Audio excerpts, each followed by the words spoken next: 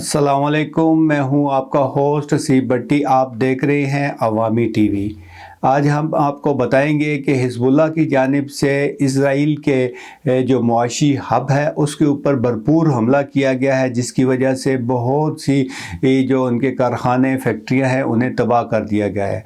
इसके साथ साथ हम पाकिस्तान के हवाले से बताएंगे आपको कि पाकिस्तान की सुप्रीम कोर्ट में क्या हो रहा है और इस वक्त जो 26वीं आइनी तरमीम के हवाले से क्या अपडेट्स हैं, और उसके साथ साथ जो बेंच बनाए गए हैं इस वक्त मौजूदा चीफ जस्टिस पाकिस्तान की जानिब से, जिनकी रिटायरमेंट 25 अक्टूबर को होनी है, और उन्होंने जो अहम केस हैं 2-3 वो इस वक्त अपने पास लगा लिए हैं, जिस पर काफ़ी तनकीद का उन्हें सामना है। सबसे पहले आपको बताऊं कि अल जज़ीरा के हवाले से ये ख़बर है कि लबनान से मकबूजा हैफ़ा और उसके अतराफ़ में हिज़्बुल्लाह के मिज़ाइल हमलों की रफ़्तार और रेंज में इजाफ़े ने सहूनी हुकूमत की इक़्तिसादी और तजारती सरगर्मियों में नुमायाँ रुकावट पैदा कर दी है। मकबूजा फ़लस्तीन के शमाल में गज़ा जंग के आगाज़ से आज तक हम दूसरे साल में दाखिल हो चुके हैं। हैफ़ा शहर अल करम के इलाके में वाक़या है और आबादी के लिहाज से मकबूजा इलाकों के 3 बड़े शहरों में से एक है। इस शहर की आबादी 3 लाख है और बैतुल मक़दस और तेल अबीब के बाद मकबूजा फ़लस्तीन का तीसरा सबसे ज़्यादा आबादी वाला शहर है। हैफ़ा दरअसल मकबूजा सरज़मीन के शमाल और जनूब के दरमियान एक अहम ट्रांजिट और मौसलाती शहर है और इसे शमाली इलाके का दारुल हुकूमत समझा जाता है। ये तो लबनान और फ़लस्तीन के हवाले से ख़बर थी। अब आपको मैं बताता हूँ पाकिस्तान में। सुप्रीम कोर्ट ऑफ पाकिस्तान में 17 नवंबर को एक केस फिक्स किया गया है, जो जस्टिस काजी फ़ाइज़ ईसा ख़ुद उस केस को सुन रहे हैं 3 रुकनी बेंच की सरबराही करते हुए।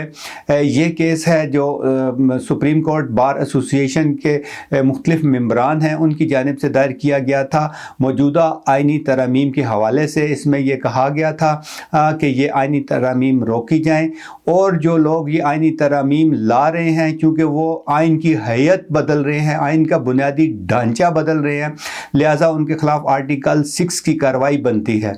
इसके साथ साथ ये भी कहा गया है कि काबीना को भी रोका जाए कि ये पेश की जाएगी वो मंजूरी ना दे और ना ही इसे असम्बली में पेश किया जाए। रजिस्ट्रार ऑफिस ने इसके ऊपर एतराज़ लगाया था, लेकिन उस एतराज़ के जवाब में दोबारा ज़ुबैरी साहब साबका सदर हैं सुप्रीम कोर्ट बार एसोसिएशन के, उन्होंने दोबारा ये दरख्वास्त जमा करवाई है, जिसके फ़ौरन बाद जो ही ये दरख्वास्त जमा हुई तो सबसे पहले ये दरख्वास्त चीफ जस्टिस पाकिस्तान की अदालत में लगी। अब इसमें सबसे पहले ये देखा जाएगा कि ये काबिल समात है कि नहीं। काबिल समात अगर हुई तो फिर ये रुक जाएंगी। पहले मरले पर ही अदालत इसको नाकाबिल समात करार देती है तो इसका मतलब ये हुआ कि ये तरामीम जो है वो अदालत की जानिब से उसके ऊपर एक इजाज़तनामा ही तसव्वुर किया जाएगा मुबैना तौर पर। जो वकला हैं, सीनियर वकला, उनका ये कहना है कि ये कन्फ्लिक्ट ऑफ इंटरेस्ट है, चूँकि इस आइनी तरमीम के अंदर आइनी अदालत के हवाले से बात हो रही है और जिसका सरबराह मौजूदा चीफ जस्टिस पाकिस्तान को बनाने की बात हो रही है, लिहाजा वो बराह रास्त इसमें एक फ़रीक बनते हैं, लिहाजा उन्हें ये केस नहीं सुनना चाहिए, ये किसी और बेंच के पास ये केस जाना चाहिए।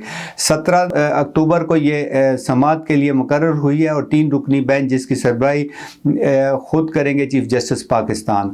और इसके साथ साथ एक और केस है जो 21 अक्टूबर को सुनेंगे। PTI का जो बल्ला निशान के हवाले से था उसकी नज़रसानी अपील है वो दोबारा आगेगी 21 को, जो आखिरी दिन होंगे, क्योंकि 25 को चीफ जस्टिस पाकिस्तान ने रिटायर हो जाना है। उससे पहले वो ये चाहते हैं कि इस केस का फ़ैसला दिया जाए। जो भी फ़ैसला होगा, जो भी रिव्यू पिटीशन के अंदर, रिव्यू के अंदर वैसे तो चांसेस ज़्यादा नहीं होते कि अदालत अपना फ़ैसला बदले, लेकिन इसके बावजूद कुछ कहा नहीं जा सकता कि शायद अदालत सामने का फरीक है उसके कोई इस तरह के कुछ दलाइल दे या उसके पास कुछ ऐसी नई चीज़ें अदालत के सामने रखे, तो हो सकता है ये कि फ़ैसला भी बदल जाए, लेकिन ज़्यादा चांसेस ये होते हैं कि ये फ़ैसला नहीं बदलेगा। इस हवाले से भी ये कहा जा रहा है कि ये जल्दी में हो रहा है और इससे पहले जो पिछली समाअत थी उसके अंदर अहमद अली ख़ान पेश नहीं हुए थे, लिहाजा अदालत ने उनको आखिरी चांस दिया था और 21 اکتوبر کو یہ کیس جو ہے دوبارہ رکھا گیا تھا سماعت کے لیے.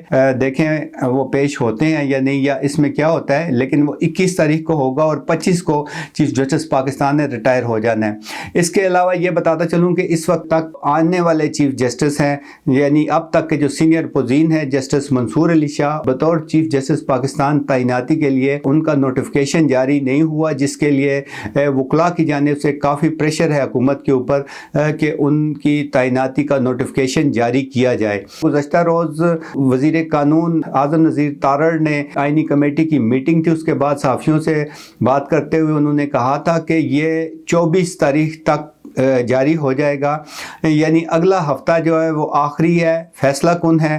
اس وقت جتنی ملک کے اندر ایک کیوس کی سی کیفیت ہے، اس کیفیت کے حوالے سے وہ آخری ہفتہ ہی ثابت ہوتا ہے. یا تو یہ اگر آئینی ترمیم ہو گئی تو پھر تو بہت کچھ آگے بڑھ جائے گا، ادروائز اگر نہ ہوئی اور چیف جسٹس پاکستان اپنے ٹائم کے اوپر ریٹائر ہو گئے تو پھر تو راوی چین ہی چین لکھتا ہے. اس کے علاوہ پی ٹی آئی کی جانب سے جو 15 اکتوبر کی جو کال تھی، اس حوالے سے بھی مختلف لوگوں کے اندر رائے پائی جاتی ہے، کیونکہ اس وقت ملک کے اندر جو کانفرنس ہو رہی ہے انتہائی عام کانفرنس ہے، جس میں مختلف ملکوں کے سربراہان اس میں شرکت کر رہے ہیں یا پھر ان کے جو نائب ہیں وہ شرکت کر رہے ہیں.